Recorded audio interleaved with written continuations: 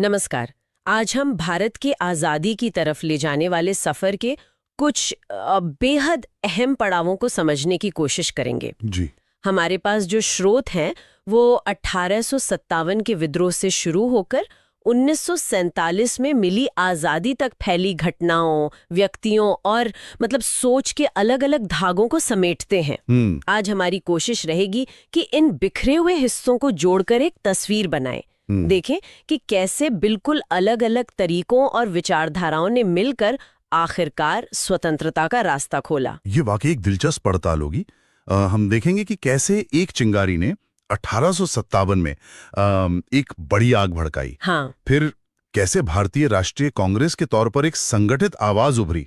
गांधी जी के आने से तो संघर्ष का पूरा तरीका ही बदल गया, है ना? बिल्कुल। और साथ ही भगत सिंह जैसे क्रांतिकारियों के बलिदान ने भी आजादी की लड़ाई को एक अलग तेवर दिया। ये कहानी सीधी नहीं है, इसमें कई मोड़ हैं, कई परतें हैं। तो शुरुआत 1857 से करते हैं। इसे भारत का पहला स्वतंत्रता संग्राम भी कहा जाता है। बताते हैं कि 1857 तक आते आते ब्रिटिश ईस्ट इंडिया कंपनी के राज के खिलाफ गुस्सा कई दशकों से सुलग रहा था। अच्छा। इसकी कई वजहें थी। जबरदस्त आर्थिक लूट, किसानों पर भारी लगान, कारीगरों के पारंपरिक धंधों का वो चौपट होना। हाँ।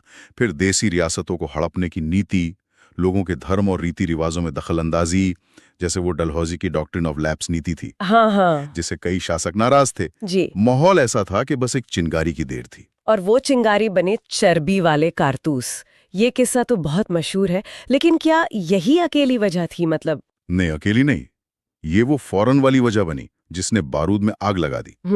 नई एनफील्ड राइफल आई थी और उसके कारतूसों को लोड करने से पहले दांत से काटना पड़ता था। जी। सिपाहियों में ये बात जंगल की आग की तरह फैली कि इन कारतूसों पर गाय और सुअर की चर्बी लगी है। ओह। हिंदुओं के लिए गाय पवित्र, मुसलमानों के लिए सुअर हराम।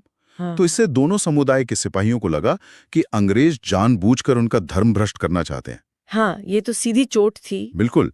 ये सिर्फ कारतूस की बात नहीं थी, ये उस गहरे शक और गुस्से का प्रतीक बन गया जो पहले से मौजूद था। विद्रोह की पहली बड़ी घटना मंगल पांडे से जुड़ती है। हाँ, 29 मार्च 1857 को बैरकपुर छावनी में 34वीं बंगाल नेटिव इन्फेंट्री के सिपाही थे मंगल पांडे।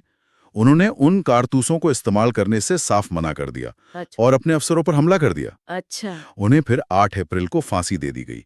उनकी शहादत एक संदेश बन गई। लेकिन असली धमाका हुआ मेरठ में। मेरठ में? वहां क्या हुआ था जिसने विद्रोह को पूरे उत्तर भारत में फैला दिया? तो 10 मई 1857 को मेरठ में 85 सिपाहियों ने कारतूस इस्तेमाल करने से इनकार कर दिया। उन्हें सजा दी।